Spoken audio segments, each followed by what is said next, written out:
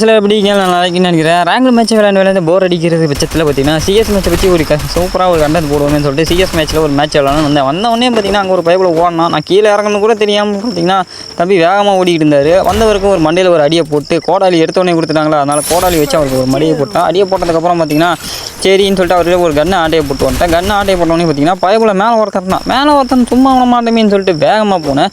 கோடாலி எடுத்து வீசுன்னு வச்சுறான். பைப்பில் டேமேஜ் ஆனிச்சான். தம்பி நம்மளை அடிக்க ஆரம்பிச்சிட்டான். தம்பி அடிக்க ஒரே அடின்னு பார்த்தா மேலே போயிட்டு மறுபடியும் பார்த்தீங்கன்னா சுற்றி மேலே ஏறினா அவனை ஒரே அடி போட்டு தள்ளினதுக்கப்புறம் அவன் இருந்து கண்ணை எடுத்துக்கிட்டு டேரெக்டாக பார்த்தீங்கன்னா ஓடிட்டு இருந்தான். அதுக்கப்புறம் பார்த்தீங்கன்னா இன்னும் ஒருத்தன் தான் பாக்கியிருக்கான். அவனை பார்க்கல, அதனால் ஒரே அடியில் போட்டு தள்ளியாச்சு. செமையான ஒரு அடி.